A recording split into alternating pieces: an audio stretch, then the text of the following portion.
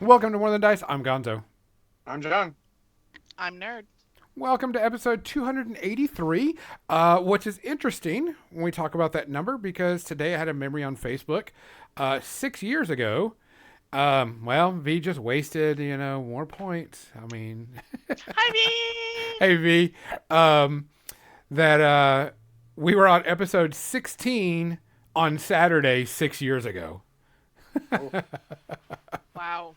Yeah, so we've been doing this for at least 6 years, which I'm like still flabbergasted. It's been 6 years. I don't know how I keep coming up topics at the last minute, but we just do it. So I mean, it was just it kind of hit me seeing that, and I was like, we were talking about Necromunda and showing off some Necromunda models 6 years ago, and it was just a little interesting. It doesn't feel like 6 years, but that's a pretty big milestone to be doing a podcast for 6 years. Some people stop after 3 episodes. So I guess it's. Been there, done that. Yeah. So welcome to episode 283. Today we're going to be talking about a little bit of topic about home brewing for your RPG, but it's going to be about providing things for your players, and also a player bringing up things to the GM about things they'd like to see and done, not just rules wise, but like, hey, I want to play this, but I can't find a rule set, or hey, I found this and I found the rule set, but I think it's broken. Can we work something out to get it done? So it's going to be an RPG field, and we have a very robust media section. John's already said he has 10 things to talk about. Nerd has 9, and I have only 2. So it's going to be a really big media section. But before we get to that, let's go ahead and talk about and say we want to thank Midnight Heroes for supplying some awesome chibi games and chibi miniatures, which their Kickstarter is almost done or close to being done right now. So make sure you go check it out and go see their Kickstarter. I want to thank Creature Caster for sponsoring us and providing awesome miniatures and the Judgment game. You can also check out their Tribe STL format pretty soon. So you can see that. I want to thank Muse on Minis for hosting the channel and providing us a place to store stuff and get it out to everybody. I want to thank Parallel War Games, the maker of Conquest, which you can get 10% off your first order if you buy using our link. And Turbo Dork. Can't forget our awesome people that make not only awesome metallic and turbo shifting paint, so they also have the cool little silicone dry palettes for everybody, which have been really good. I cleaned mine off last week. yes. That thing is I do amazing. mine, but I use mine all the time. even that ink I use, that white ink I use, this dollar and rounding ink, you just press it, it's going to come right off. You can see it right there. It's going to just go away. It's great. Yeah, these things are amazing. So I think we have one more gift certificate giveaway, but we may do that like next week.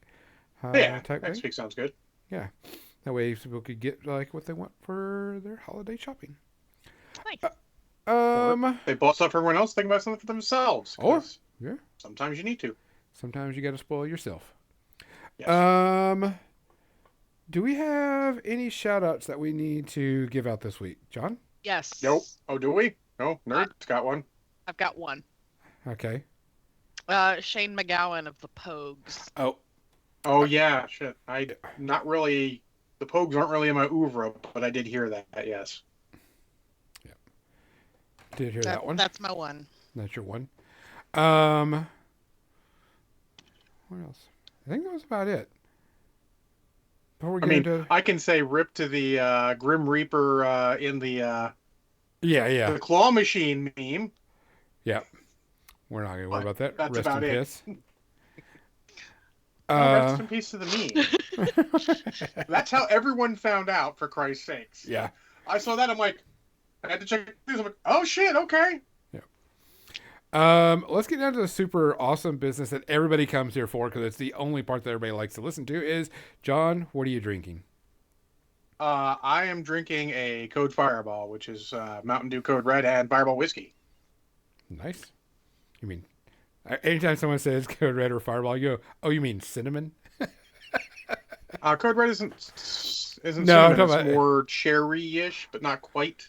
No, but it's a Fireball because there's like, man, that smells like Fireball. That's cinnamon, hun. I mean, if it's popular, it's popular. Yeah. It's cheap as, and it mixes pretty well with certain things. Oh yeah, it does. So if you're going to drink it straight, for Christ's sakes, pay money and get a better cinnamon whiskey than Fireball. If you're going to drink it straight, you don't need something that sweet straight. I like the Jack Fire is better. It's I don't want to say smoother, but it has less sweet punch in the face, so it's quite good to drink. Nice. Nerd, what's on your table I got tonight? an avocado smoothie. It's a pina colada with avocado. Pina colada with avocado. That is, I'm sorry. It's delicious, but I'm weird and I like veggies in my smoothies. I mean, I only like avocado in small amounts, so Whew. I am doing the good old drink tonight, which is going to be actually Sortilege. I still have a bottle Ooh. left of it, so just instead trying to of, bait and switch us there. yep, I do have some water, of course, like I usually do, but I mean, I decided to bring out some good old Sortilege for What is the night. sortilege? Maple syrup So- whiskey. You should be able to get some where you live. You should be able to, technically maple syrup liqueur. yeah. Yeah, infused whiskey. Oh, It's not okay. actually whiskey at that point anymore, but You Sorry. should be able to get a bottle of that where you're at because it's usually right over the sea. So, yeah, Okay. it's fucking great. Oh yeah, it's There's no other amazing. way of saying it. Yeah, I It is. forgot what that's what it was called, Mizzy. I'm sorry. And yes, I What? have a cat bus. You have a I cat just butt? killed it. Why do you have a cat butt? I have a cat butt right here. Right You have here. a cat butt Cat on butt. your. I have a cat That's butt. cat bus. I will say I'm being though, yelled at in all caps and if you crave the maple whiskey thing, don't get any other maple whiskeys. Just No. fucking find Sortilege. Crown Yeah. Maple is not fucking good No, Mm. at all. no. This No, is I- super good. I got brought Canadian maple whiskey at Disney Con, but was not able to travel home with the entire bottle. So I got I'm sure one that shot was of it. good, It was though. delicious. It was Yeah, delicious. So, guys, like I said, as always, we appreciate you watching. We appreciate you listening. We appreciate everybody that jumps in and looks at and shares our podcast and talks about it. We appreciate you. Like always, if you see something, say something. If you hear something, say something. And if you can do something, do something. If you can't, find someone that will, because we all need to start looking out for each other a bit more. Cheers. Cheers. Cheers.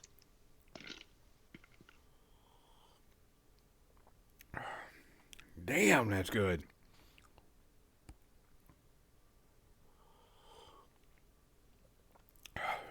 Shit. Sorry. I missed that. Doesn't bit. burn too much. Really nice and sweet. Goes down really smooth. Oh yeah. I was say if you want burn, you don't buy that. No. I mean, Yeah. it's got a Plenty little things bit of a that'll burn. Yeah, it's got a little bit of a burn, but not bad. But so sweet and so delicious. Yes, Nerd, you should be able to find it where you're at because you're close enough to the border. So you should be able to find that, no problem. Yeah, I was gonna say if you've got it that far south, I should be able to find. Oh, no, it. no. I got this from someone that brought it to me. Oh. That's pretty much the only way Gotcha. that I can get it is someone has to bring it to me. Aha. Okay. You'll have to Local send me how to store. spell that because I'm not gonna try right Captain Mizzy, Fair enough. here is your thing. Send Nerd a link to Yes. Sortilege with the name and where she can get it in the area that she lives. You have been tasked with a mission. Do you choose to accept this mission? Dun, dun, dun, dun. Dun, dun, dun, dun. So the thing I wanted to talk about is I 3D printed. So we were talking about Arch Villain Games. They were one of the few STL things I've subscribed to because they do some pretty cool miniatures. And not every month has a lot of awesome stuff, but I was looking at what they were going to have for this month, and I was like, oh shit, I need to have this. And it came out yesterday, and I'm going to kind of show it up. And there's this bear miniature. And I supersized it because you know me, I like big models, and I cannot lie. Because here's actually the proper size, and it's a cool miniature. I mean, it's a bear dual wielding shields with icicles on the shields, and can do some really cool. Looks really cool. That was a really neat miniature. Actually, let me go and switch over to the paint cam and get that. Where your miniature will look even better. Yep. Great idea. Yeah, let's see if that'll work now. Glad I forgot to set it up before we were going live. I probably have to switch. Yeah. Da, da, da, da. Oh, sorry. I gotta switch which ones it's using. It always cuz. Come on. No. The excitement.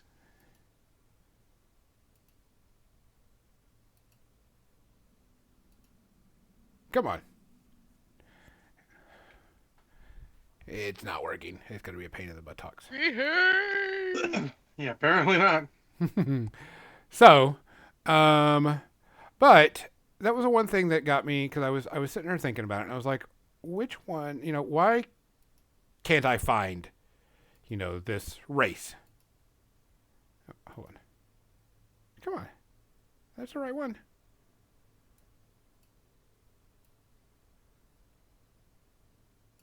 There we go. I had it behind something. That's the reason why it wasn't showing up. So, let me get the big one. That's what she said. And so here's the model. I mean, it's got really good detail in it. I mean, it's got good fur. I mean, they make good models. And my printer, the 12K, so it can get really good detail on everything. Type So stuff. it's a 40K. But I was like, man, this would make a really cool D&D character. How do I, turn this into a D&D character? Because dual wielding shields, yeah, you can only get, the bonus of one shield. Yeah, no problem. I was like, okay. But I was like, man, it would be really, really cool to just have they could be either a druid or could be a bear race, or it was a druid that shapeshifted into a bear. We already talked about that. It has to be a barbarian. It can be a bear, an Ursine, a bear barbarian. Because I did find He's a barbarian. He's a bear-barian. Barbarian! Is it Thundar the barbarian? Thundar the barbarian. No, he got turned into like a werewolf once, but never a bear. Yeah. And so I was like, man, this would be really cool. So I started researching and trying to look and trying to find, there's no official bear race in any of the little D&D things that I saw, and I was like, well, that's not that big of a deal. I can just Yeah. there was a homemade one. Yeah, Ursine. Yeah, Ursine, but it's not an official. And I was Yeah, like, it's not like that one of those big a ideas deal. that's only barely been looked at. Barely. Sort of like mostly. It's only coming out nice mostly. Mostly. And then there was also this one. This was a a killer whale type barbarian. I don't know. I mean, maybe he's friendly. He might be a killer. Friendly whale. But I thought this was a cool Judging model by too. the giant axe. So I was gonna put get these kind of. I was probably gonna do like a speed paint on the small ones. I actually contacted a friend of mine to paint the big one. One, because they could probably use the money, and two, I want something painted by them. Fair enough. I was like, I need to do that. And I got everything. I was like, I haven't made a, character thing in a long time. It's been a long time since I went and made a character model or a character race. And I was like thinking about it. And I was like, man, you've got to be able to do stuff where it's not OP, but not, nerfed, but gives you what you need. And John was like, oh, I have a rant about that. So I didn't say I had a rant. I said I had opinions. opinions. So John, Let's what is your start opinion? with Rules are really just guidelines. And the more I've been thinking about role-playing games, with the various games that we're looking at playing and are playing, the more I realize balance doesn't actually fucking matter. If you have good players, balance doesn't matter in the fucking slightest. Because you're all just there to have fun. See? The only thing is important is having fun. It doesn't matter if one character is more powerful than the other ones, as long as you follow some basic rules, and it just doesn't matter. Now, it can matter if you have bad players. I've played in games where one of the players is more powerful because the game is inherently unbalanced, and and he tried to bully all the players into doing what he want. I mean, obviously that game didn't fucking last long because that's bullshit and not how a game should be played. But if you have the average players, I think you would find in a game, the average players I've played with in any game, you're gonna find that they don't need balance. They don't care. They'll do the right thing and they'll play and they'll have fun. Though the balance thing comes up a lot, and I've seen it a lot with sort of the old school gamers crowd because they're really odd about that. But so the first thing they go is that you don't need balance. Just put that in your mind. If you do something fun, you bring it to your GM and let them worry about that. You ain't got to worry about being balanced at all. Because balance and fun are two completely separate things. You can be unbalanced and still have fun. Yeah, you can. I mean, You can be fully balanced and not have fun. you could be a giant Oh. chicken and still have fun. You could.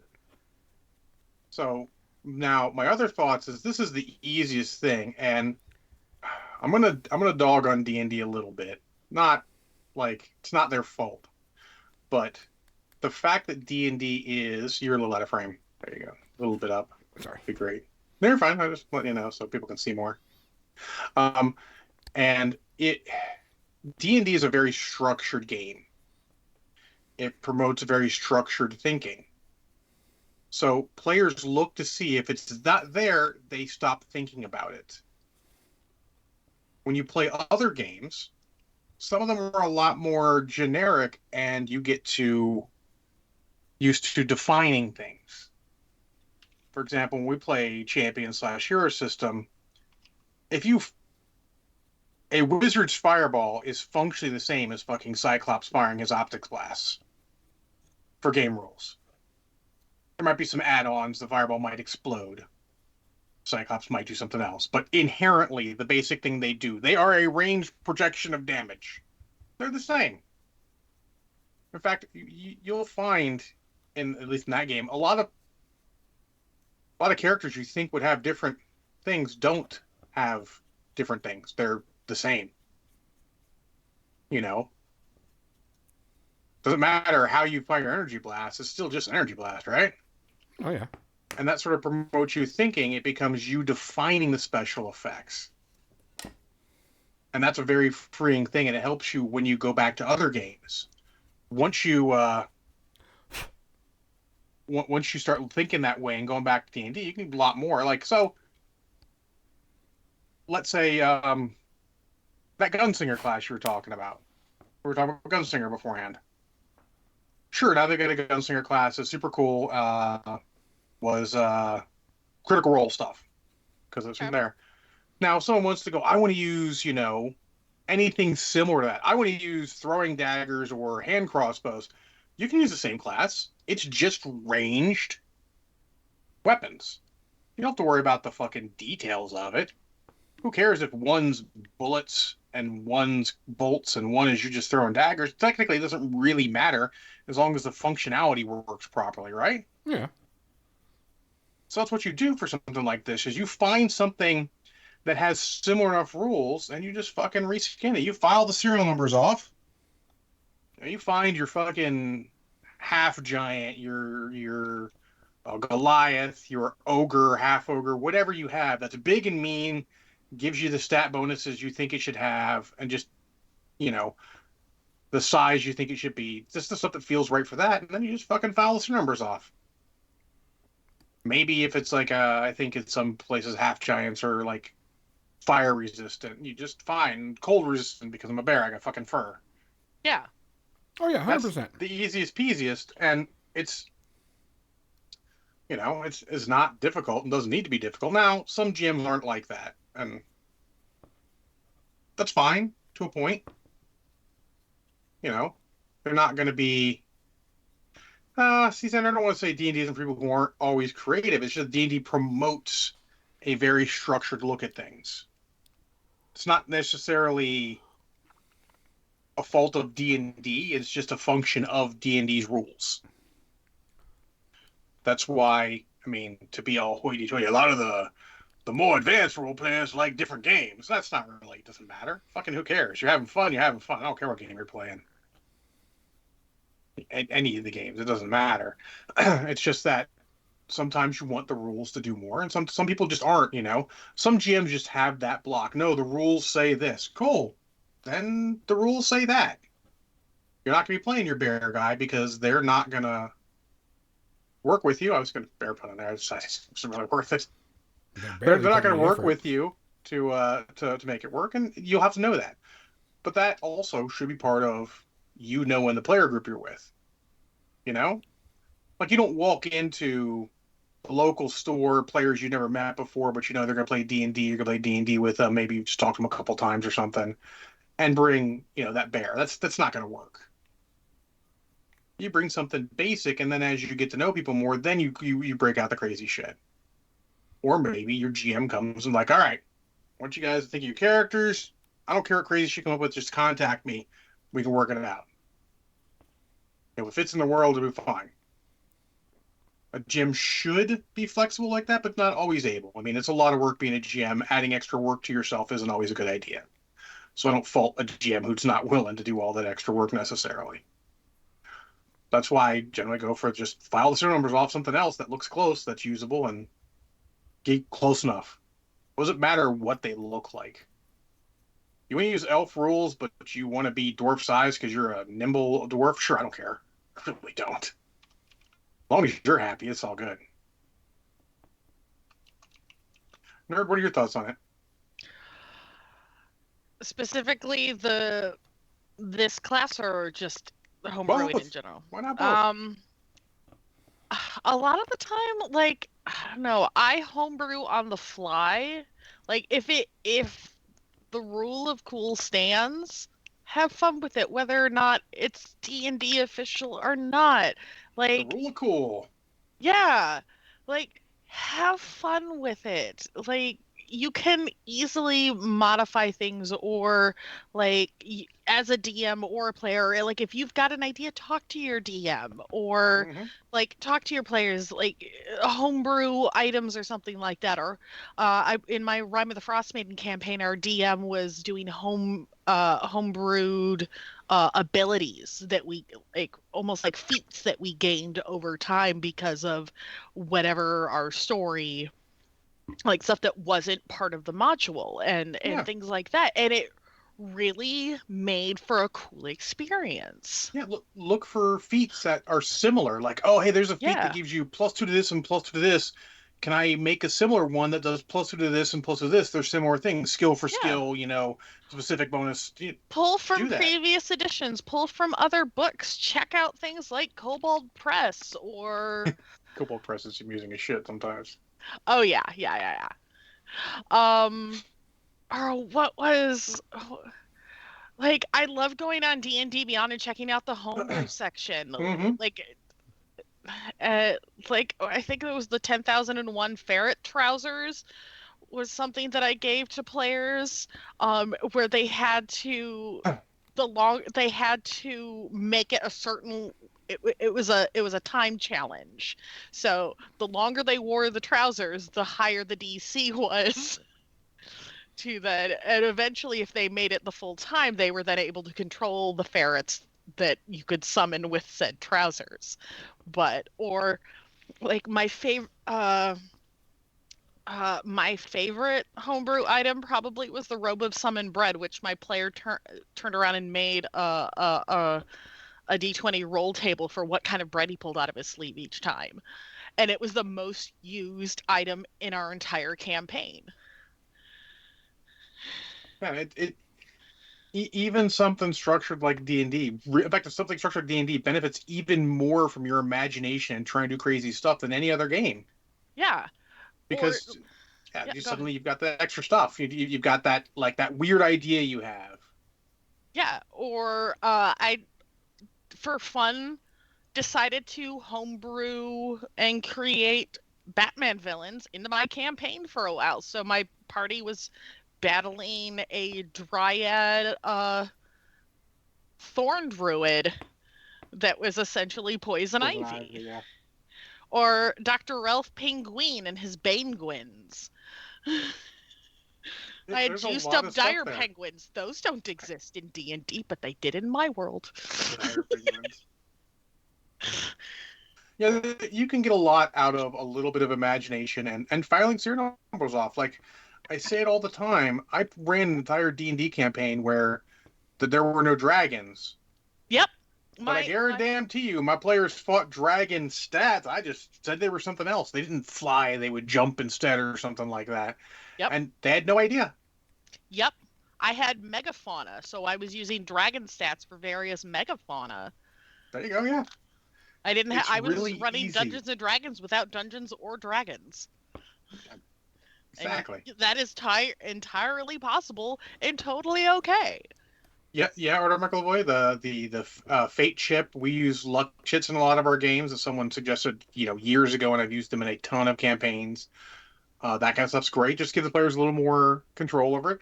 And people are like, "Well, why do you allow this thing? It's unbalanced." I don't fucking care if it's unbalanced. It's fun. They don't get upset. Sure, you draw a poker chip out, and the different color of the poker chip affects how powerful it is, and there's more of the less powerful ones, and less as the more powerful ones. So you go through, and it's just fun. They don't super worry about it. If your players are super focused on that, you may want to talk to that player because they're looking at the wrong thing.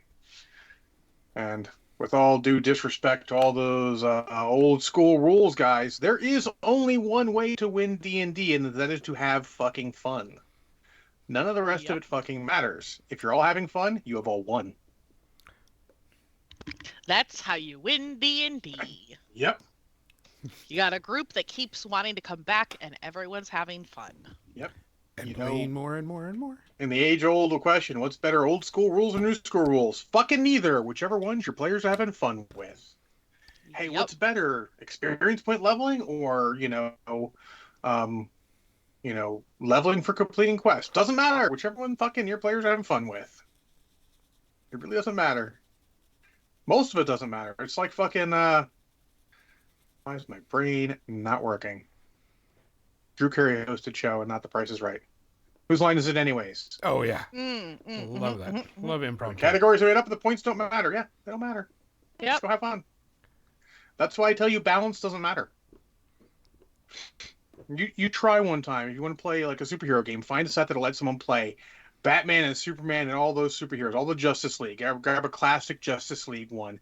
You realized how fucking unbalanced it is when you have Batman on the same team with fucking The Flash and Wonder Woman and Superman and fucking Martian Manhunter. All of them are way more powerful than him. But you know what? It doesn't fucking matter.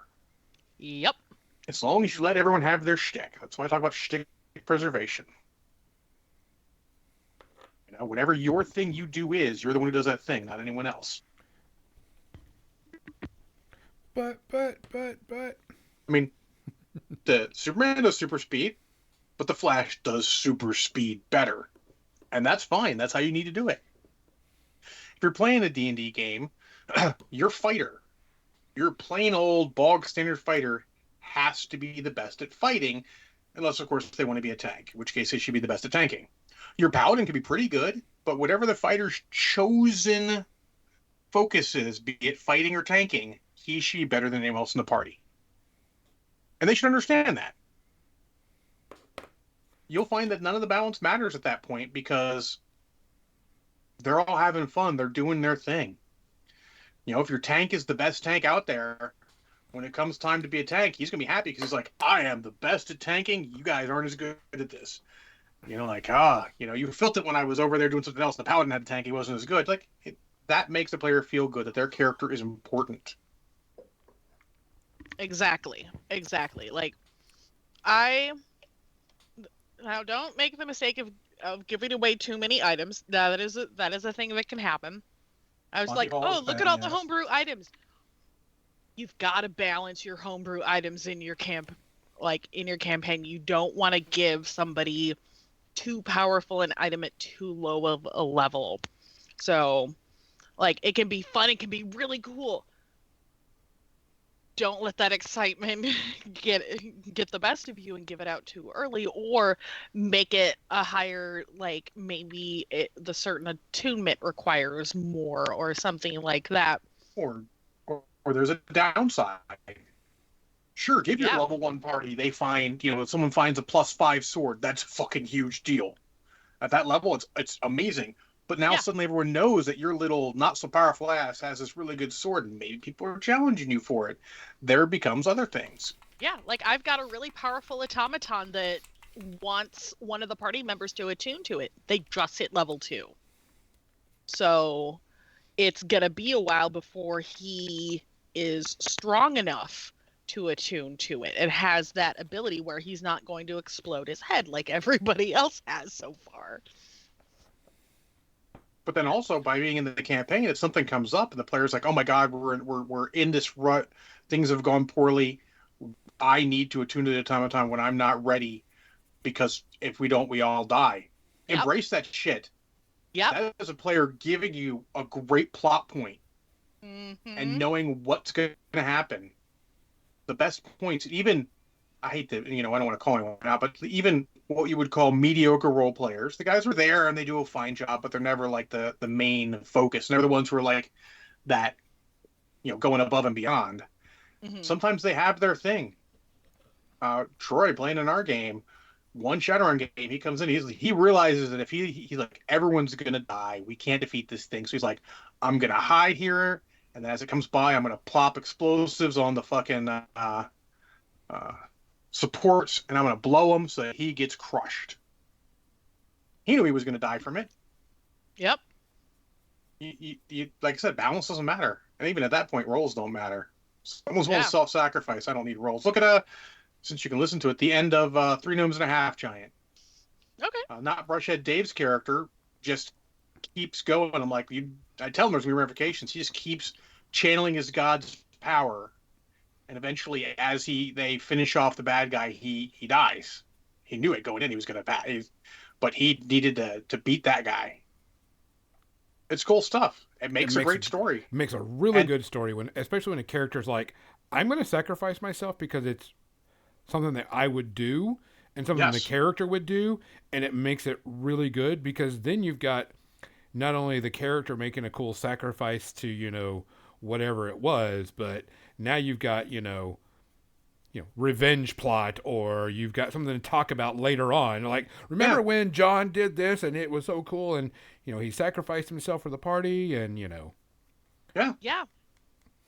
there's That just that that's part of that whole thing is being ready to fucking throw the real rules out the building. I don't know if the explosives Troy had were technically enough to blow the supports, but you know what? They're explosives. They theoretically can blow. Fuck it, I'm doing it. I'm not gonna make him roll.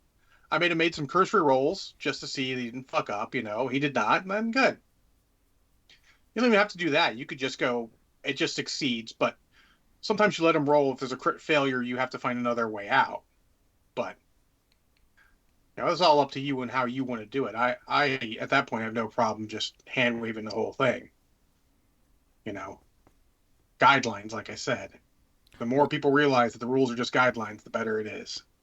well, and also you could also have it where if someone could, Mhm. they're making the rolls and they're like, well, I'm going to tell you right now, you didn't make enough rolls to leave the explosive area, so it's either A, you don't let the bomb off, or B, you sacrifice yourself to save the party to get the bombs off.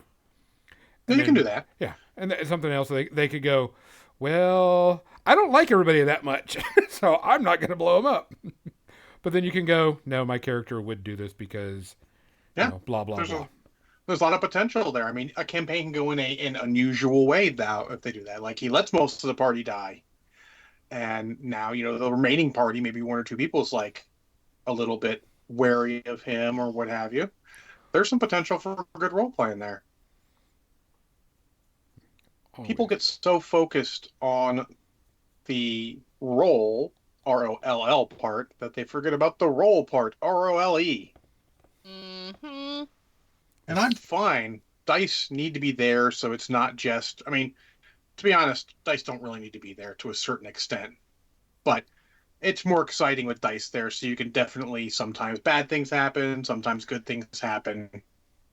That's one Um, of the things I really like about, like, say, Blades in the Dark, is that it's less about the roles. The roles are very intermittent, and it's more about the role play. that's a great way to do it. It goes back to one of the systems that John and I talk about is the whatchamacallit, the fell up by Fantasy Flight. Oh yeah, the Genesis system. Genesis system. Yeah, you could totally fuck up, but it could be something really good in your favor. Just not. Yeah, you can fail in a good way, and you can succeed in a poor way. Yeah. Or you can be Banyan, and you can fail in a bad way.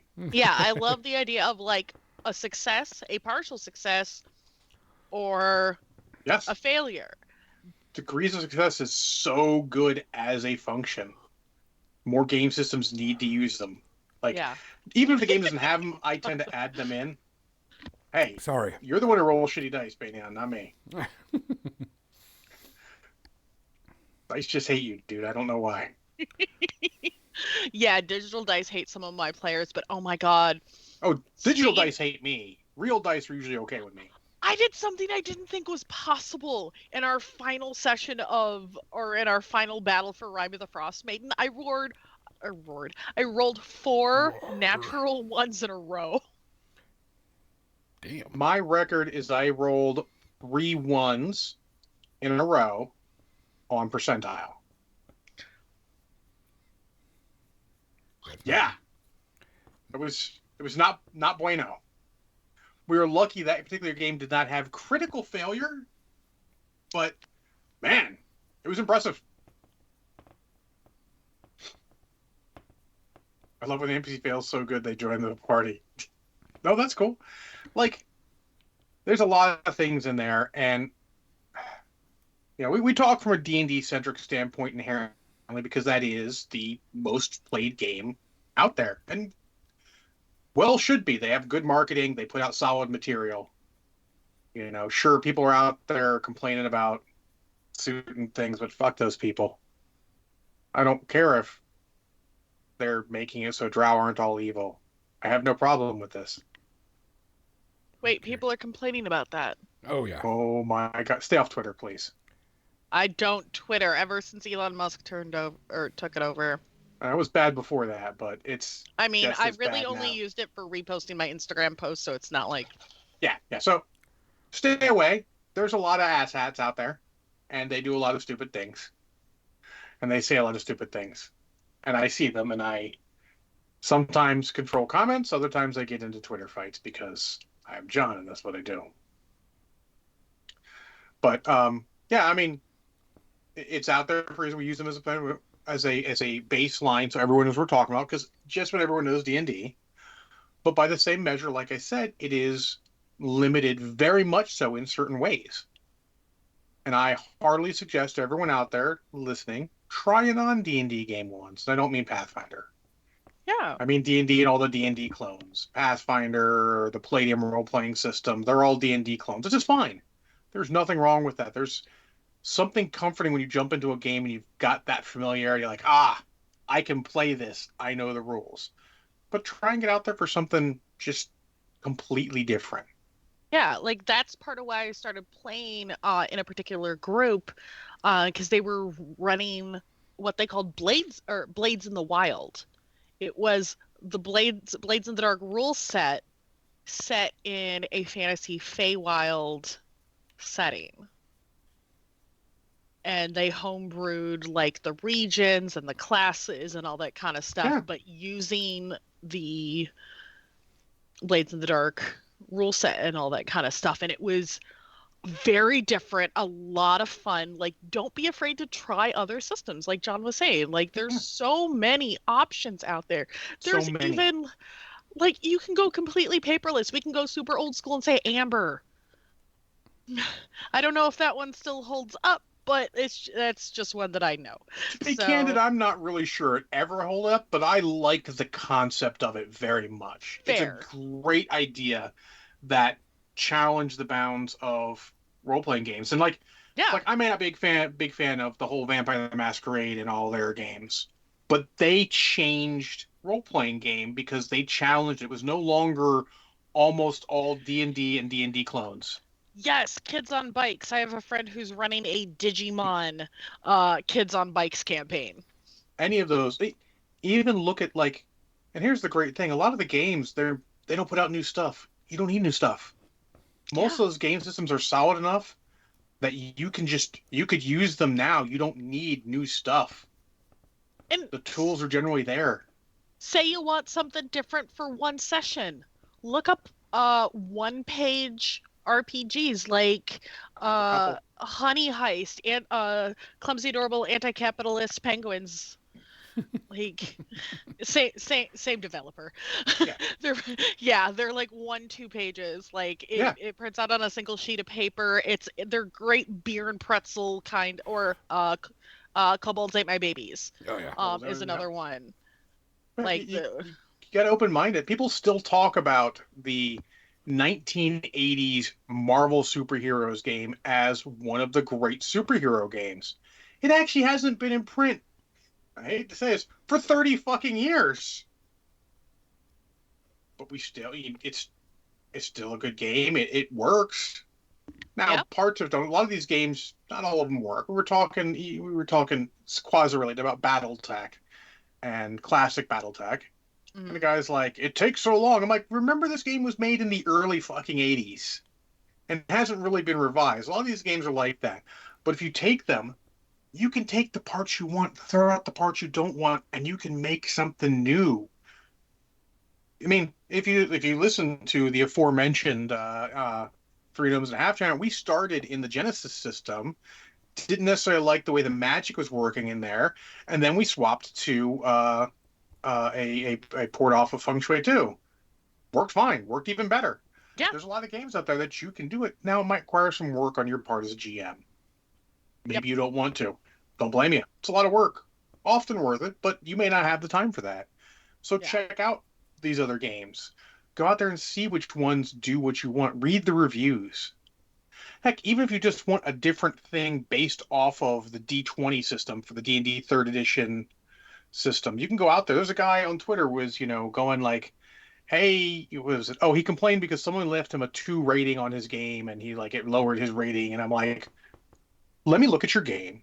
I paid the $5 for his game.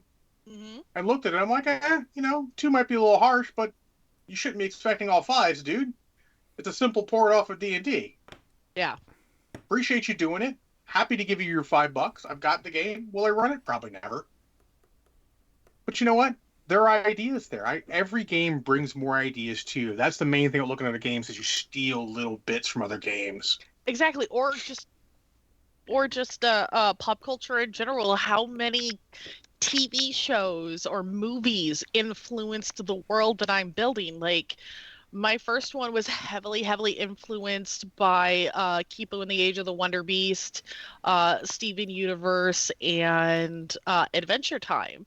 Yeah, Now I've gone a completely different direction and I'm doing like Lord of the Rings and Wheel of Time.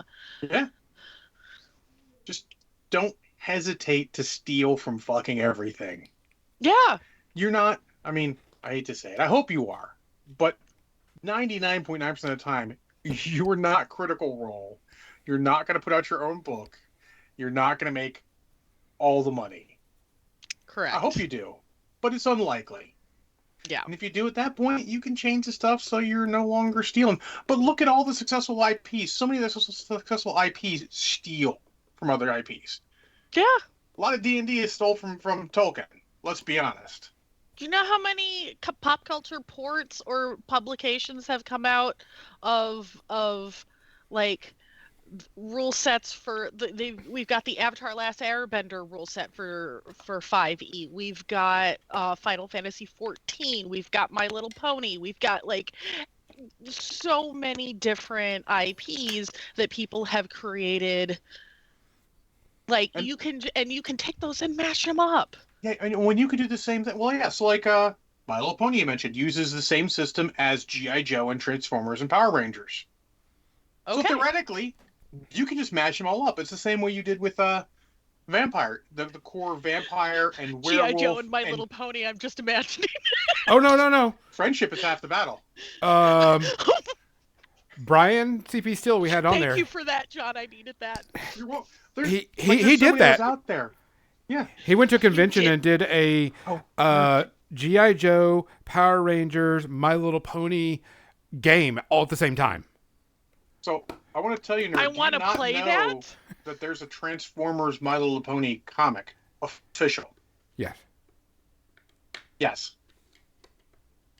So it's out there, and there's fun stuff like that, and it teaches you that you can combine these things.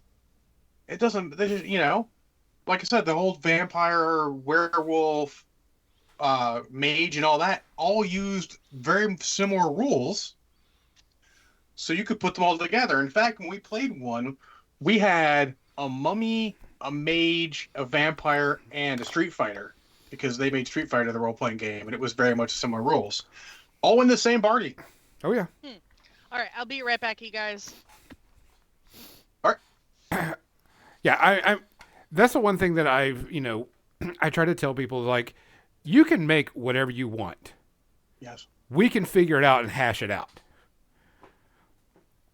So we can figure it out if it's going to be that much, if it's going to be things. And, you talk with your GM, you talk with your players. GM's the, overall type thing on it. But you talk to them and you just figure it out. Mm-hmm. You figure it out. Well, Because you're and not as a doing GM this to be, for the most part, you're not doing this because you want to be the uber powered, or you just want to play something cool and different and fun. Yeah, you just want to play something. I have this idea. I saw a picture, found the model. I need to be this. And All right, it's well, exactly there you what I did with that bear model. I was like, this model is cool as shit. Never going to use it in a campaign, most likely, but this looks like it would be a cool type of character to play that, you are a giant bear that beats people up with giant shields. My ex-wife would find either like a Ralparth or not a Ralparth, a Reaper Mini, or see a picture, or just have an idea in her head and be like, I need this to be my next character for whatever game. Cool, we made it work. Yeah. And as a GM, be ready to look at other things, because they're out there. You can make them for whatever. I made a whole, and I've said this a couple times, I've made a whole Robotech New Generation rule set or stats and all for Hero System. Well, I was bored. That's it. There's plenty of things out there. People can help you. If you're looking for the game, reach out to your RPG buddies, reach out to your local game store, see what they have, see if something you like, and then find someone who's good at that. Find the Discord, find the group for those people. Those people have what I call system mastery. Once you have system mastery, you can do almost anything with a system because you know the ins and outs of that. And as soon as you know the ins and outs of a system, you can do all sorts of crazy shit with it. Exactly.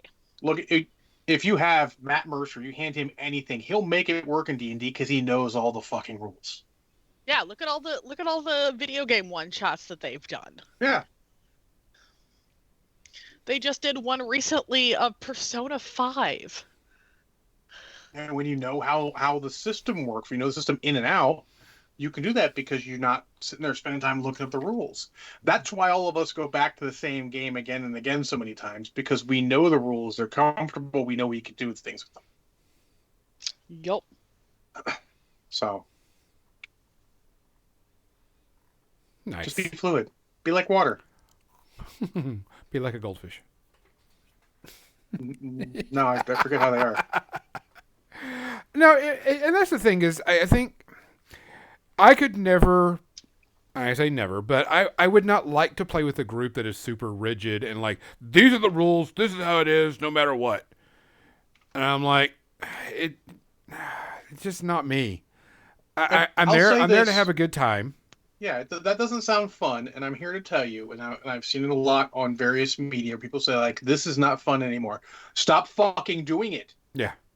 If you're not having You've fun, no like you have no commitment when it's no longer enjoyable. This is a hobby. It's supposed to be fun. When it is no longer fun, you need to stop. yeah, Maybe you'll come back. Maybe it'll be fun later. Maybe you just need a change. Just stop. just have fun. Shit. We got too much bullshit to worry about. Too many things that and this goes. And this is not just RPGs. This is everything. Everything. I do Everything. mean everything. Yeah. If you're not having Like fun a with it, guy on Twitter was like, "Art's not fun anymore. Stop doing art for a while. yeah, Don't let anyone tell you got to. Unless it's paying your fucking bills, you don't got to. And if it's paying your bills, you might have an option." yeah. But I mean, it's if you're not having fun, or if it's causing a lot of problems with you, or you're trying to convince others that this is the way it's supposed to be played, you're probably the problem. Just go do something else. Let everybody else enjoy their fun. Yeah. Let people have their fun. Yeah.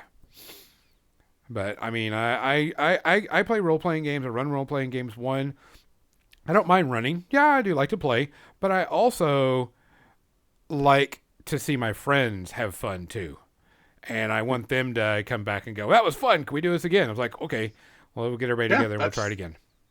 that's winning again. But Arthur says depends on part of it that isn't fun, but the general fun level is worth it. Yeah, that's Yeah. a decision you have to make. Yeah. And Arthur Michael Voice says AI ruined my art fun, and that's part of my life. That kind of sucks. AI art is a problem. Yeah. But I'd like to say we can trust governments to regulate, but we cannot. Yeah.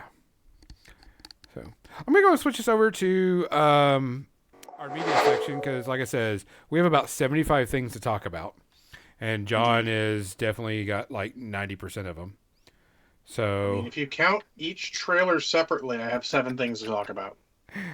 so the one thing that I'm gonna go ahead and start us off. So I binge watched, and it wasn't just me; it was family stuff. I binge watched The Fall of House Usher, which is based on the Edgar Allan poem. Of course, it is taken with liberty. It's done in modern day, modern characters, but it keeps the same, story arc. The House of Usher made a deal, and now he's got to, cough up and do their part. And this actually hit pretty hard and home to me in a bit because, they were talking about people being addicted to painkillers, aka, the epidemic we have right now.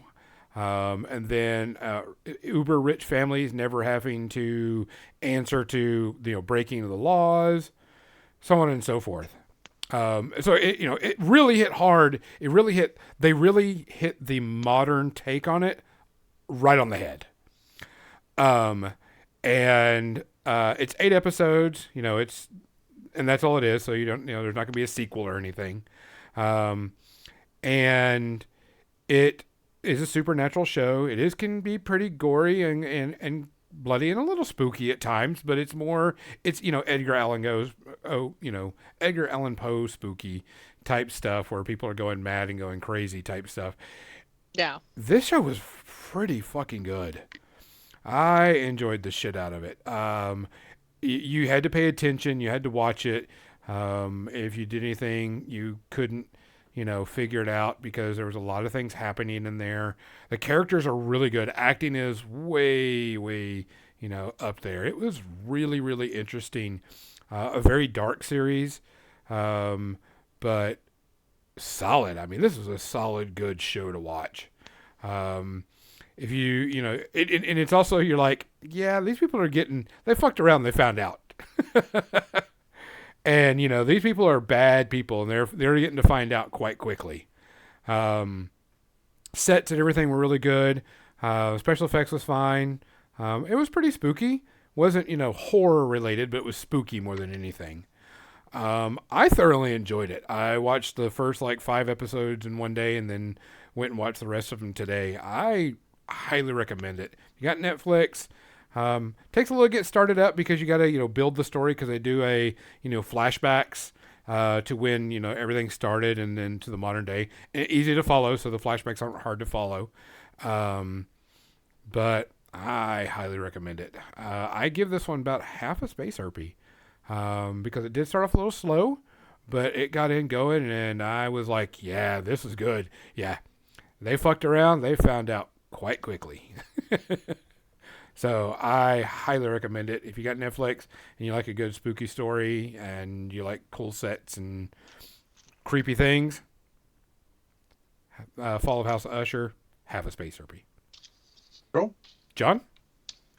I'm going to talk about the one I watched week before last, which was Teenage Mutant Ninja Turtles 3: Turtles in Time, Woohoo! which is often lamented as the worst of the live-action ones. And I'm here to tell you, after watching the second one followed by the third one, that's not fucking true at all. It is much closer in tone to the first one than the second one, and benefits from it. There's a lot less going on, a lot less characters. It's a much more concise story. You don't have characters disappear and then reappear later because the plot suddenly needs them again. Casey Jones is back. The whole idea is that April O'Neil is transported back in time. The Turtles have to go back and find out what's going on and bring her back because they found that she found an item that would travel in time. I mean, it's fun. They travel back to feudal Japan, late feudal Japan, because some English are there are selling them guns. But it's kind of a fun story. It's still not as good as the first one. Better than the second one by a pretty strong stretch. They get to use their weapons again, which is nice. They've got Corey Feldman back as the voice of Donatello, which is good. Yes. Elias Cody is back as Casey Jones, and he's also got an alternate role in the past, which is good. It is the same April who played April in the second movie. She's still not quite as good as the first one, but it is what it is. I enjoy it. I'm going to give it 2. Soundtrack's a lot better than the second one. You know, when Ninja Rap is the best song on your album by a long stretch, that's a problem. Definitely worth a watch. I rewatched it. It is a better rewatch than Turtles 2. If you love Turtles 2 from nostalgia, just don't rewatch it. Keep that love in your heart. This one, though, if you thought it was kind of bad, it's probably because you were a kid and it's a lot more of that mix between kid and adult. And I like it a lot. Just not as much as the first one. Nerd? So my roommate got me watching a series called Evil. Go ahead. So I guess this is what happens when you put an atheist psychologist, a black Catholic priest, and a Muslim tech guy together, and have them work for the Catholic Church, sussing out whether or not something's a psychological problem or a demon. And yeah. So the show, like, it grabbed me at first, but then it just gets weird and weirder and weirder. And I'm not sure how I feel about it. The cast is good, the acting's okay, but like, Keep going. it's trying way too hard to be edgy. That's the worst. What have you made it through season 1? How far are you in? Halfway into season 1. Okay, keep going. Okay. Yeah. Artem Michael drops it. The priest drops acid. No, mushrooms. Yeah. Yeah. No, it's like, well, acid and mushrooms. Yes, so he can talk to God. Yeah. I've watched the entire season. I don't know if they're going to do another season. It does get trippy after a while, and you're like, is this really happening? Is this really, is there really, is God real? Are there actual demons out here? And they really kind of push the bar on this. Keep going. Okay. I'm For recommend. now, I'm giving it like 1.5. Yeah. It's like it's not bad. It's just weird. Yeah. Yeah, it's different. It's unique, and there's some pretty funny parts in there. You're like, the jokes they crack and everything, and they're like, yeah, this person's fucking with them. And it's trying to be Fringe. It's trying to be Fringe. It is kind of like a Fringe. I'll give them that. But the characters bounce off of each other really well. Yes, The yes. the The character character dynamics are interaction and good. chemistry is good. I especially I'm a fan of Leland because I liked him on Lost, and also he's a fellow Iowan. So Yeah, keep watching it. If you like Leland now, keep watching. oh no, I love hate Leland. Yeah, It's yeah, keep going. I just kind of want to strangle him. Yeah, yeah. He's a Shake dick. him violently. Yeah. I hope they do another season, but I don't think so. It's been out for a while, but I enjoyed Writer's it. strike, we don't know. Yeah. Well, it's actually I don't know. Yeah, It's I been a don't know. lot longer than that. I have no idea how old the show is. It's new to me. I just went, wait, it's the guy from Luke Cage. What are you watching? Yeah. Wait, Oh, that's Momvi. What is he doing in this? we are getting a season 4. It's going to be sometime this year. They haven't said when, but we are getting a season 4. Cool. Okay. All right. That was Gotcha. fun. You mean next year, right? Because it's not coming this year. Well, I can tell you. yeah, 2024. Okay, Yeah. thank you. Yeah. It's still 23 in case you hadn't kept track. Yeah. So, I was watching HBO Max and Doom Patrol, the final season was on, and I'd held off on it because I was just going to binge watch it and everything because, there was like 5 or 6 episodes and such. And this is a spoiler-free review. And if you know Doom Patrol, it's outrageous. There's weird shit. You're like, you just got to roll with it. That's on point with the comic, by the way. Yeah. Which is, it's not a problem. So I'm watching this and I'm like, okay, yeah, they're going to wrap up some stories. They're wrapping up stories and they fucking end it. And they don't end it where it's like, oh, we might come back. No, they fucking end it. And they said this was going to be the final season, so they knew what they were going to be ending it. And they ended it hardcore. They did not give a shit about anything. They were like, this is the end. This is the story we told. Get over it. And I was bawling like a baby at the very last end because I was like, holy shit. They did such a good job on the end of it. I was like, thank you for a good ending. Some of it was sad. Some of it wasn't. But it was very emotional and very good. And I thoroughly enjoyed the final episode because they were like, yeah, we're ending the series. The series is over. And we're writing this story. I'm not going to talk about it until I know at least one person I know is waiting. And it was the last episode was perfect. The last episode gets a 0 for a series. 1.5 to 2 because there are some like slow points and some weird stuff. You're just like type thing. But overall, I'd give it like 1.5 to 2 space herpes. But the final episode was just chef kiss type thing. Very good, very emotional, very heartfelt. You can tell that they enjoyed what they did. They had a great time.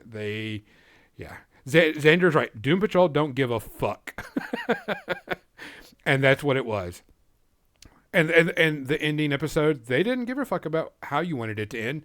They were going to end it the way it was supposed to end, and it ended just perfect. So, highly recommend it if you like weird quirkies. I mean, hell, they had a non-binary talking street. Oh God, what's the street's name? I can't remember, but there's just that weird shit that you expect from a Doom Patrol movie or TV show. And I thought streets only go 2 ways. John, you're up. So this week I watched TMNT, which is the animated Teenage Mutant Ninja Turtles movie. Okay. I remember seeing that. I had never seen it when it first came out, so this was my first viewing of it. It's fine. It actually feels like it was a season's worth of a cartoon that they truncated to fit in a 90-minute movie. So No Points is bad, but it doesn't really feel Turtles because sure they're involved, but the Foot's barely involved. It's a whole different thing. It is either someone made a season of a cartoon and truncated it into a movie, or someone made a movie that wasn't going to be Turtles and they sort of forced the Turtles into it. I'm not sure which one. It was enjoyable. Action scenes are decent. Some of the stuff's a little weird, and their messages or character growth points are also a little fucking weird. They're obviously made more for kids, but not as bad as the second live action movie. They use their weapons. It's not super kidified there, but it is reasonably kid friendly. Patrick Stewart plays one of the antagonist voices. Is great. Um, like that. The voice acting in general was pretty good, but then they also had my boy Mako, rest in peace, Mako, as the voice of Splinter, and that is always great. Mako is amazing. He does that. He's got the perfect voice for that kind of thing, that wise master.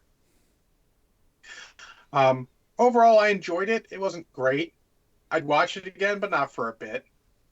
Went pretty quick. A little, some continuity. It has a host of problems. None of them are game breaking necessarily, but it's still not as good as the first movie. I would put it about on par with Turtles 3, about Two Space Herpes. So worth watching, but don't go out of your way. Luckily, all of these movies so far are only about 90 minutes long, and none of them really overstay their welcome, which is good.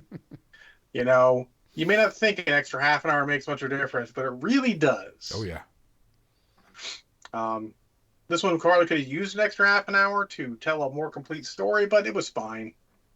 If anything, I felt like they may have padded a little bit into it to make it equal 90 minutes so they could theatrically release it easily. It's hard to get under 90 minutes release, but again, Two Space Herpes, worth watching. Now we will go on to one I've seen before this week, which is the first of, they call them the Michael Bay Turtles, even though he's only a producer. He didn't actually fucking direct it. But I've seen this one. I'm interested to see how I feel the second time watching it. Nerd? I'm gonna rant. Okay. So first we're gonna start off by me reading the description of this movie according to the director before I explain what the plot is. So it's inspired by A Midsummer Night's Dream, Ugly Duckling and Beauty and the Beast, American Graffiti, and Labyrinth. I'm not sure where the Venn diagram of those hits. Exactly. It's called a pitifully animated wannabe musical written by George Lucas called Strange Magic on Disney Plus. They obviously ran out of money because everybody's hair is super short because they couldn't afford to animate it. The music is forced so bad. It's all like modern music, but they're like bad mashups, and they like force it into the plot. The plot that is there had potential, and then they ruined it by turning it into a musical. And I'm somebody who loves musicals. I made it 45 minutes into this movie. Like half an hour in, I go, okay, I'm going to force myself to watch the rest of this movie. 45 minutes in, like 15 minutes later, I'm like, no, I can't. I need a palate cleanser. Give me Muppet Treasure Island. And it's just, yeah, George Lucas spent 5 years picking the music for this movie too. And it's just bad. It's so bad. I give it 4. Is 4 the max or is 5 our max? 5. I'm gonna give it 4.5. It's almost as bad as Cats, but not as bad as Cats. But it's still really bad. Both are musicals. Yeah. The point is, don't fuck up a musical. Yeah. Gonzo. Let's see, what else? Something I wanted to bring up, and it comes back. So I was flipping around on Netflix just trying to find something to watch because I was just like, I need something in the background while I put together miniatures. And I noticed that Netflix has all the DC movies now. Netflix has, whatever they do, purchase, rent, whatever they do, has all the DC movies that are on, besides Blue Beetle, on Netflix now. All the Batmans, even the newest one, Supermans, all of them. and Suicide Squad. So I was like, somebody just went over to Max and like, we want all the DCs and port them over to Netflix. So maybe they're trying to get a little extra more money out of it. Hey, money is money. Yeah. So I thought that was interesting because it's like they all appeared this week. Wait, So. did you watch Batman and Robin? No, I did not. I was like, I'm going to put something on that I can hear it but don't care about it, and look up during certain scenes, and is the newest Suicide Squad. So which is the Michael Bay Suicide Squad, or Tim Gunn, I should say, or James Gunn, not Tim James Gunn. Gunn. Yes, I actually just rewatched that one not that long ago. And so it's like, I'm going to put this on, and I'm watching it and doing stuff and playing around with things and putting together miniatures. And I look up, okay, yeah, okay, Harley, cool scene, done. Yeah, okay, done. And I just didn't get through it all because I was like, I just didn't care too much about it. It's not a bad show. There was anything wrong with it. I just didn't think it had enough replay value for me. I don't think it's a clip movie. Yeah. As much as I hate, there's a couple clips you watch. In general, I think it's actually a movie you have to watch and pay attention to because there is something there. Yes. Yeah. I couldn't. Boy, that's loud, nerd.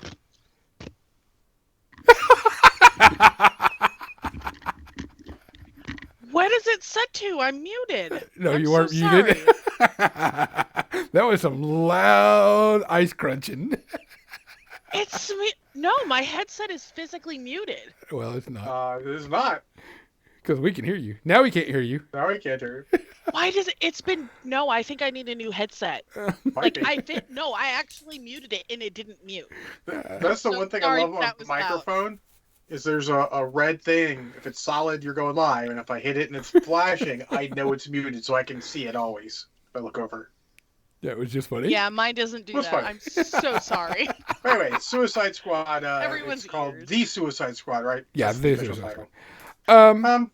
There's some good points in it, definitely, but yeah. It definitely wasn't a turn my brain off and just listen. I feel like it's one that you wouldn't rate as highly the second time as the first. Yeah. There was just some good things on there. There were some good character things. Arathi wants to know, was it good ice? Yes, because my teeth hurt and it makes it feel better.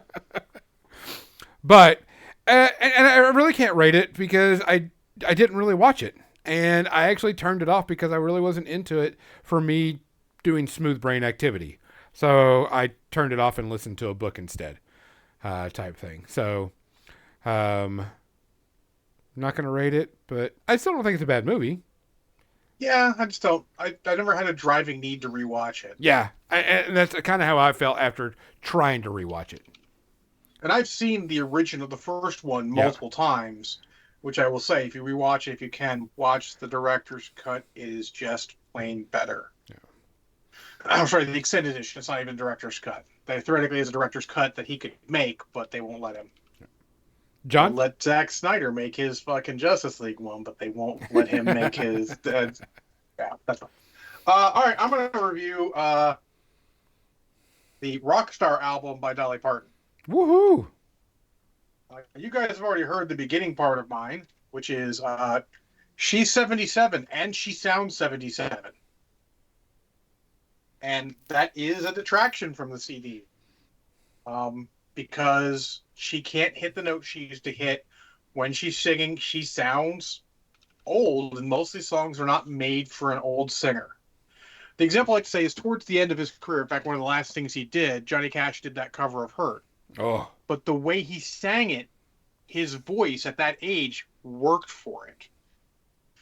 These are young people's songs, as I hate to say it, and she doesn't always work. But to her credit, she brings a lot of guests on. They're obviously having a great time doing it. And it's still not bad. 77-year-old Dolly is still the equal of probably a good half the female singers out there. It just sounds that, you know. I'm trying to think of the highlights. Like there's some highlights of it that she has some really good covers. Most of the original stuff's fine.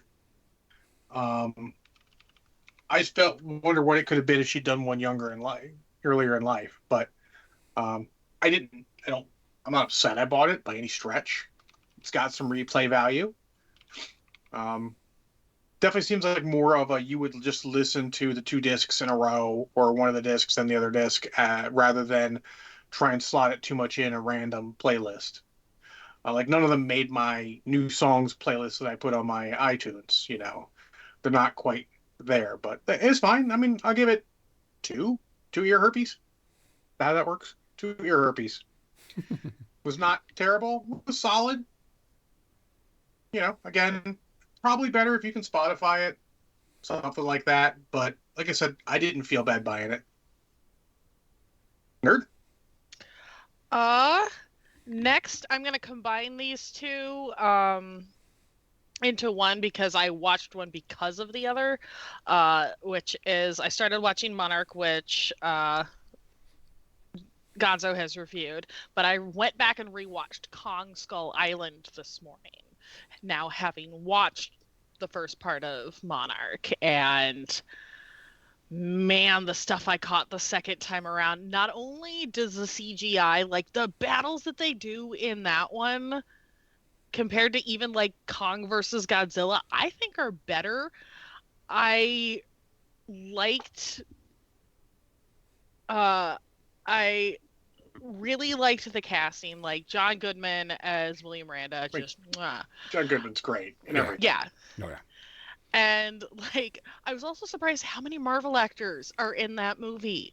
I mean, yeah, you get Loki and Captain Marvel in the same one. And then you got the guy who plays Casey in Loki as one of the soldiers. You get Samuel Jackson. Yeah. Yep. You get Brie Larson. John C. Reilly, who was in Guardians of the Galaxy. Yes. I- John C. Reilly is the best part of that movie. Just That movie is way better than it has any right to be. huh. It may be the best of those movies. I mean, I really like Godzilla King of the Monsters. That hits on all cylinders, I think. But this is easily its equal. Yeah. Like Just I nice, never, tight story. yes. Even with the Samuel Jacksonisms thrown in there, like "Hold on to your butts," which is a throwback to Jurassic Park. We've got just anytime he swears at it or just stares it down in motherfucker. Excuse my language. No, that's fair. But no, I give it like maybe one. Maybe one. Half? Off top, I'd need I'd to give it a rewatch. half. I'd need to rewatch it, but I feel like it's a 50-1. Yeah, I agree. half one, like half. Ends perfectly. Yeah, Like they don't even linger some good too long on subversions. They don't linger too long on anything. It doesn't feel like it's dragging. No. It also they purposely don't develop any of the characters because spoilers, everybody dies. And Some movies I you don't have appreciate- to. It's Yeah. a problem with modern cinema. Everyone wants, oh, the villain has to have an arc. All these villains. No, you Yeah. don't. but You need to have a like, story. Entertain me. yeah. There's a YouTube channel that I watch called Corridor Crew, and they just did a breakdown of Godzilla now that Godzilla -1 is coming out or is out, and they were doing some breakdowns, and I'm just like the visuals and special effects in Skull Island are just They're good. so good. Yeah. Gonzo? I'm gonna go and kick off of that and go off of Monarch. The new episode of Monarch Right. came in and watched it. This series is damn good. It is a ton of fun. The characters are great. The monster stuff is good. Everything is solid with this. They really hit it perfect with the combination of the monsters, learning who they are, figuring it out. The hidden secret societies. They just give just the right amount. So I'm pretty sure that it's going to get renewed because it's been in the tops, top 1 to 2 to 3 depending on the day of the week on Apple Plus. So I'm sure it's going to get renewed for another season. I thoroughly enjoyed it, type thing. So and talking about renewals because it just came in my head, Reach already got a 3rd season, John. So, playing off what you guys talked about, I'm up to trailers. I'm going to talk about Godzilla X Kong: The New Empire. I just saw I that haven't trailer a seen couple that hours trailer ago. yet. Oh, wait, it did? Oh, Yes. that's why I didn't know about it. Um, Behind. it looks wild and crazy, like you'd expect from a sequel to Godzilla vs Kong. Um, the biggest takeaway is Godzilla is not glowing blue; he's glowing pink, and it's fucking cool. It's funny because the guy, Eldarnus Rex made a picture of Godzilla versus a battle mech. He's like, I made it pink so it didn't look exactly like Godzilla, and then God damn it, the trailer comes out, it looks just like Godzilla. I made it pink so it didn't look exactly like Godzilla. It looks interesting. God damn it, the trailer. I mean, I'm here for these movies. I'm happy to keep going. I wish in my heart that we got more of the characters from Godzilla King of the Monsters because I liked them a lot. Yeah. I liked the father. I liked the relationship he was developing with people. I thought that was a good crew. I understand you can't just get them all back. But I glad there doesn't seem to be any of the people from the last movie. I didn't really care about most of them. But, Godzilla Skull was cool anyways. I am looking forward to this. It's going to be in the theaters. Yeah, it looks good. Yeah, looks like it's going to be a lot of fun. Sounds like Godzilla. We're going to have all the Godzilla. I'm going to have to watch Godzilla -1, aren't I? Nerd? I'm going to talk about the Furiosa trailer. Oh, good. That's on my list, too. Yep. I'm very excited. It looks fantastic. I'm not sure yet until I see more trailer, or not just a teaser, until they release another trailer, how I'm going to feel yet about Chris Hemsworth. Because he's really going to have to pull out all the stops if he's going to play the kind of character that they're hinting at. It looks good, and given on his range from just watching him in Thor and his other movies, he's got range. Yeah. He's got comedic chops, he's got comedic timing, and he can also be more. So I what I saw leaves me optimistic.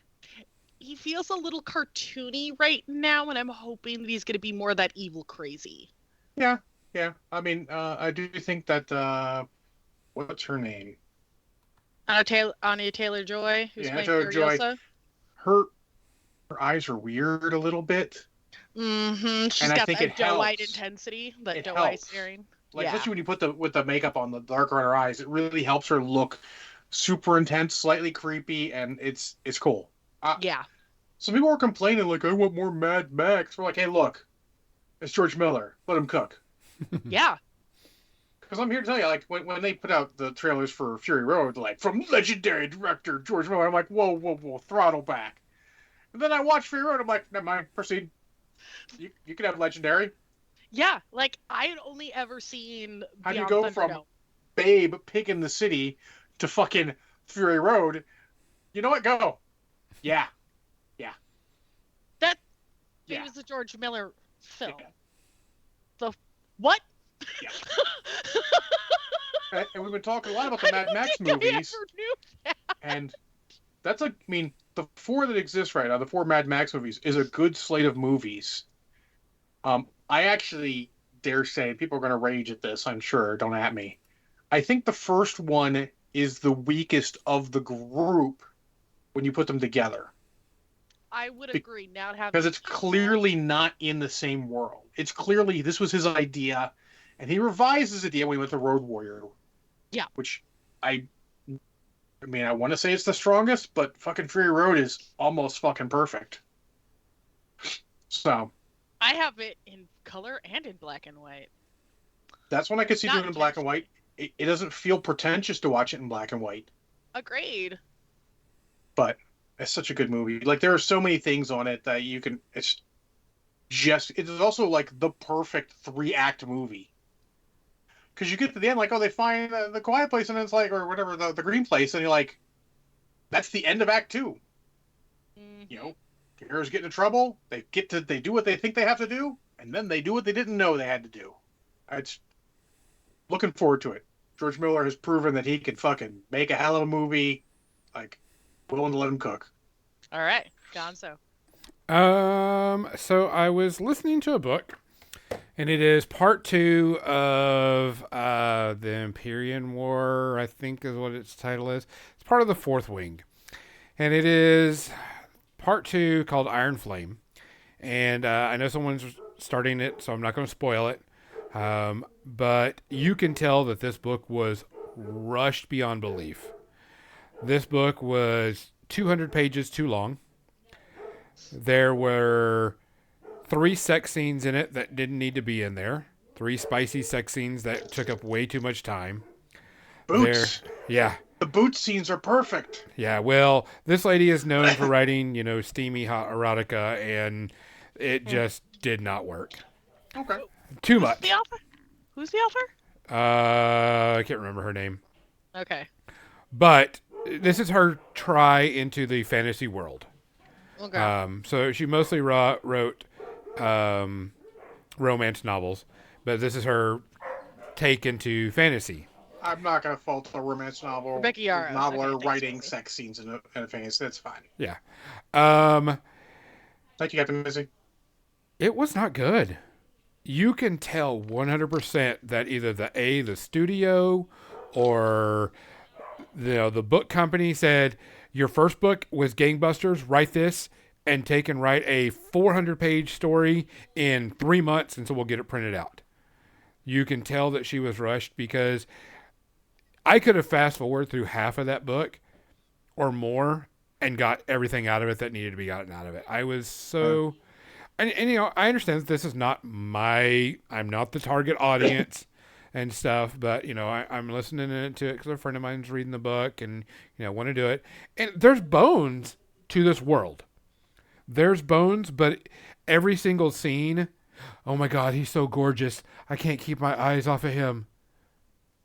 Oh my God, his lips. Oh my God, his hair. I'm just going to call it out. Phrasing? No, I'm that's 12, so are you talking about there being bones to this world? I'm like, is he talking about sex scenes again? I mean, there. Look at the bones. There's parts of this world that could be a really good fantasy world, but she goes back and rewrites her fantasy world. Like, she contradicts herself at least 10 times, not only in this book, but in other things that happened in her previous book.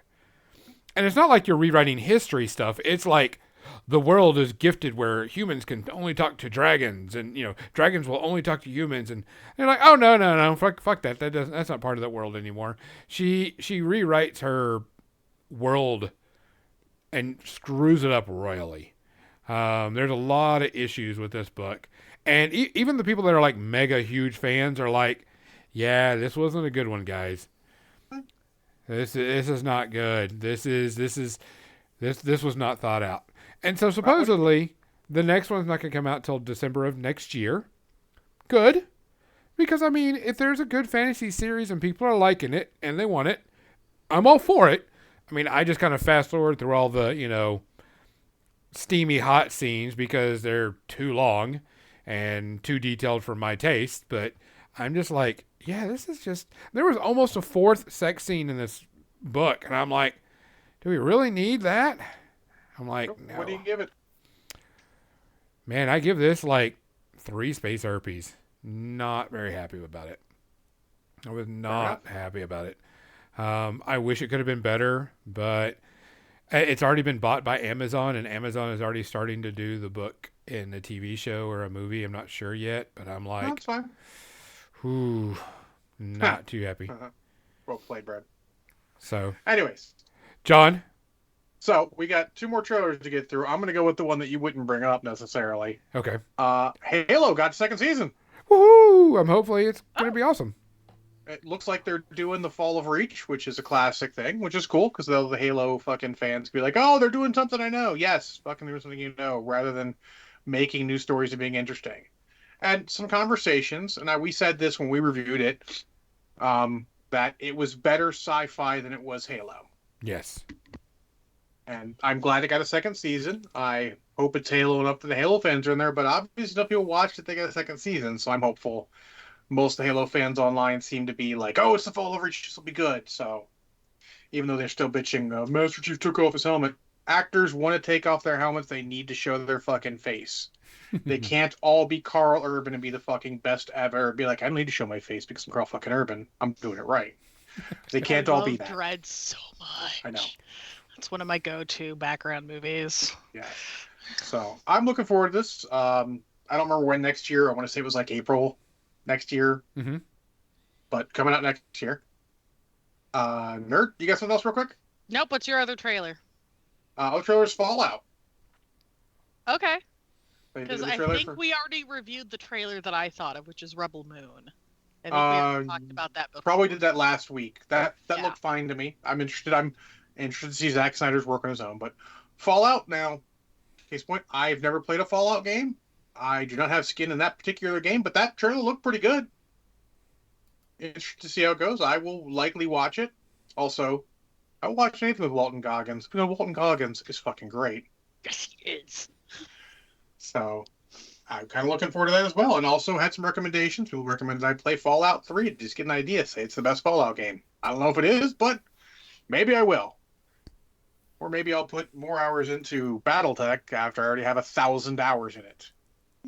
Or maybe I should play something else. Anyway, but there you go. Don't even good ask trailers. me how many hours I have in Animal Crossing. I don't think I want to know if you're laughing like that. Let's put it this way. I was dissociating a lot during quarantine, so I was putting in like 16-hour days. I mean, I never thought anything was really going to blow past Star Realms so quickly, but Star Realms only 800 hours. Fucking 1,000+ hours, and that is in BattleTech is pretty impressive for me. Hmm. I think that's a show, Gonzo, unless you have something else you want to throw out. No, real quick. the other ones can wait because they're not that big important. But that is actually our show, guys. We appreciate you listening. Yeah. We appreciate you coming on. We will give away a $50 gift certificate to Turbo Dork next week.